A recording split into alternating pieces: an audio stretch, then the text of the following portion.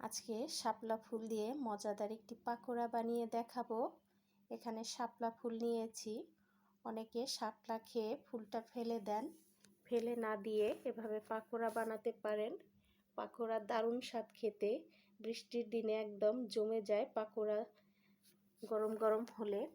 তা আমি ফুলগুলো এভাবে পাপড়িগুলো আলাদা করে নিচ্ছি ফুল থেকে, আর মাঝখানের হলুদ অংশটা বাদ দিয়ে দিব। চাইলে হলুদ অংশটাও নেওয়া যায়, তবে আমি শুধু আজকে পাপড়িগুলো নিচ্ছি এভাবে খুলে। সবগুলো ফুল থেকে পাপড়ি ছুটিয়ে নিব, সবগুলো নিচ্ছি। সবগুলো ছুটিয়ে নেওয়া হয়ে গেলে বড় বড় করে টুকরো করে নিব। চাইলে আপনারা মিহি কুচিও করতে পারেন, তবে আমি আজকে বড় বড় করে টুকরা করে নিচ্ছি। এবার দিয়ে দিলাম পেঁয়াজ কুচি, সামান্য একটু রসুন বাটা, হাফ চা চামচ আদা বাটা। এবারে দিয়ে দিচ্ছি জিরের গুঁড়ো, দিয়ে দিব হলুদের গুঁড়ো। খুব বেশি একটা মশলা লাগে না, অল্প মশলাতেই হয়ে যায়। এবারে দিয়ে দিচ্ছি বেসন। বেসনটা আর কি বুঝে দিতে হবে কতটুকু লাগবে সেই অনুসারে। দিয়ে দিলাম স্বাদ মতো লবণ, কাঁচামরিচ কুচি দিয়ে দিব। কাঁচামরিচটা আপনি যে পরিমাণে ঝাল খেতে পারেন সেই অনুসারে দিবেন।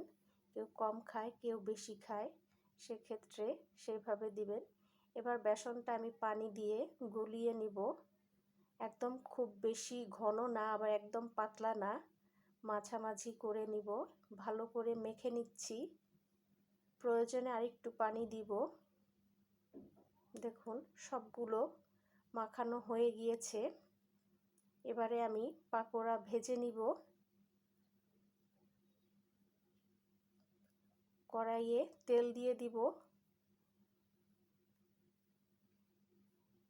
তেলটা গরম হয়ে গেলে আমি একে একে এর মধ্যে দিয়ে দিব পাকোড়া শেপ করে।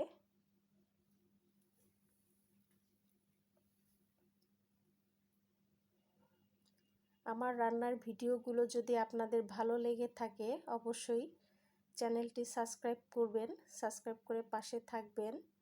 আর আপনারা অনেকে অনেক সুন্দর সুন্দর মন্তব্য করেন, আমার রান্নার ভিডিওগুলো আপনাদের ভালো লাগে, সেজন্য আপনাদেরকে অসংখ্য ধন্যবাদ।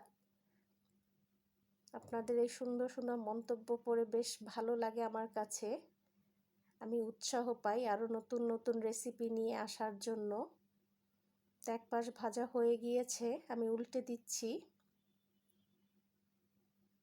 একদম সুন্দর লাল লাল করে ভেজে নিব।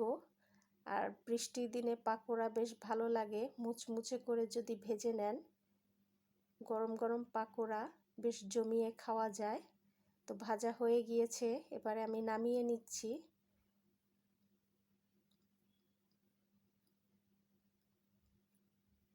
বাকিগুলো আমি ভেজে নিব। তো দিয়ে দিচ্ছি আবারও তেলের মধ্যে ছোট ছোট করে। এভাবে আমি সবগুলো পাকোড়া ভেজে নিব। ভাজা হয়ে গিয়েছে, এবারে খাওয়ার জন্য প্রস্তুত। তো কেমন লাগলো রেসিপিটি অবশ্যই জানাবেন। ধন্যবাদ সবাইকে, ভালো থাকবেন।